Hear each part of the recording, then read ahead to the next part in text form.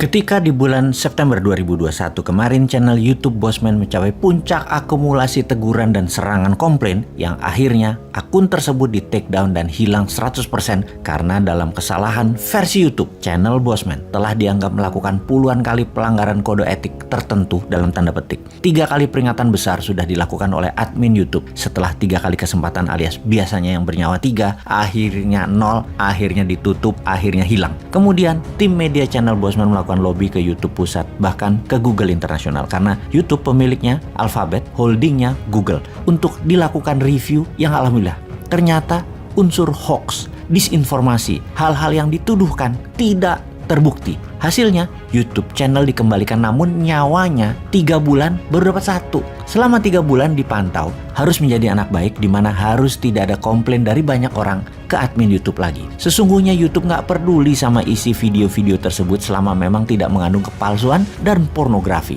Namun algoritmanya adalah bukan isi atau konten namun lebih dari banyak orang komplain ke admin. Dan karena memang saat ini negerinya adalah negeri buzzer, maka tugas buzzer bukan hanya mengcounter info dengan membunuh karakter orangnya, namun menyerbu ke admin sosmed dengan mengatakan hal yang bisa membuat channel yang ditarget tersebut di take down hingga tutup permanen. Selama 3 bulan, channel Bosman jadi anak baik dengan mengemas sesuai dengan maunya YouTube walau tetap nakal, namun hilang banyak hal yang bersifat fakta yang bisa mempermalukan banyak pejabat-pejabat di Wakanda. Negeri Wakanda KW yang pejabatnya sangat elitis mikirinnya, hanya dirinya dan kelompoknya ini mengatakan dirinya punya vibranium, sesuatu yang didominasi yaitu mineral serbaguna seperti di negeri Wakanda yang asli yang punya benar-benar vibranium. Di negeri Wakanda KW, vibraniumnya hanya harapan, dikemas dalam bahasa narasi seakan benar-benar ada vibraniumnya. Seakan-akan negaranya adalah sangat powerful, tidak bergantung pada negara lain. Ternyata faktanya dalam periode singkat hutang menumpuk tertinggi sepanjang sejarah.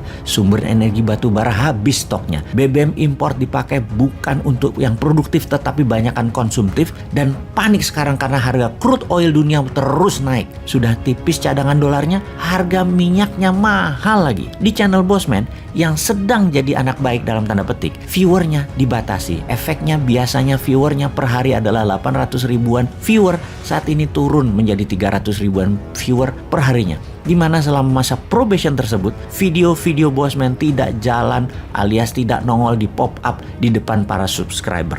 Itu semua dikurangi. Para subscriber harus mencari dulu baru bisa menonton video Bosman karena semuanya masih dalam masa percobaan. Saat ini Januari 2022 nyawa YouTube sudah balik 3 lagi. Namun masih lampu kuning, belum lampu hijau yang videonya beredar normal. Agaknya memang takut sekali pejabat Wakanda KW ini di mana penduduknya jangan sampai mengetahui atau melihat cara bernegara dengan nasionalisme yang tinggi. Itu ancaman ya rupanya. Di sisi lain ada 3 sosial media yang dipakai Bosman: TikTok, FB, dan IG. Twitter tidak dipakai karena banyak fake akun di sana dan anak muda di bawah 35 tahun tidak lagi main Twitter.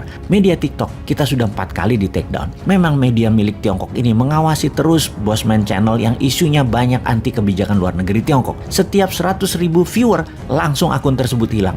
Namun kita tidak menyerah, dikemas lagi walau tidak terlalu efektif, namun yang penting ada dulu. Kemudian Facebook, ini rating paling tinggi adalah 5 bintang. Facebook Bosman hanya 2,9 alias sudah di warning lebih dari 70 kali dalam 3 tahun terakhir sehingga tidak bisa menambah follower. Dan terakhir IG, Instagram inilah yang paling sering diserang sama buzzer. Di IG sudah kena shadow ban namanya dan video ditahan jalannya yang tadinya biasa 400 ribuan viewer sekarang paling top 50 ribu alias tersisa 10%-an.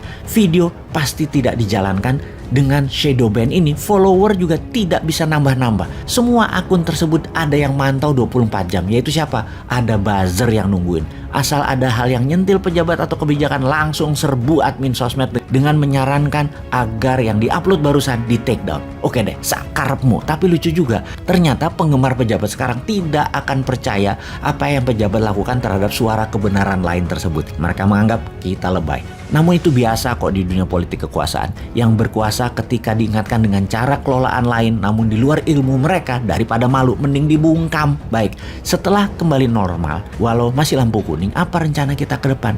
Kita akan ambil peluang untuk 2024. Siapapun pejabatnya nanti akan menerima konsep New Mind. Itu pejabat yang akan kita dukung. Itu calon pejabat yang kita dukung. Konsep New Mind itu simple kok. Bunga deposito 0%, printing money untuk create supply atau sisi produsennya UKM, mengendalikan Selat Malaka, dan dedolarisasi dan deyuanisasi ke arah rupiah berbasis gold. Pastinya MMT-nya New Mind akan membuat UKM nelayan yang berjumlah 30 juta manusia yang hidup dari dunia laut akan mendapatkan cold storage di mana-mana. Ada 500.000 kapal nelayan berbagai ukuran tanpa bunga disediakan. 50 juta manusia yang hidup dari pertanian akan dapat pupuk yang dibayar di masa panen 0%. Serta 50 juta manusia yang hidup dari sisi UKM produksi dan niaga akan dapat pinjaman 5 kali aset 0% bunganya, dan 3 juta PNS akan diberikan golden shake hand 200 kali dari gaji mereka. Semuanya akan melalui informasi ke depan yang akan kita gaspol lagi. Bahasanya akan menggunakan fakta sebenar-benarnya.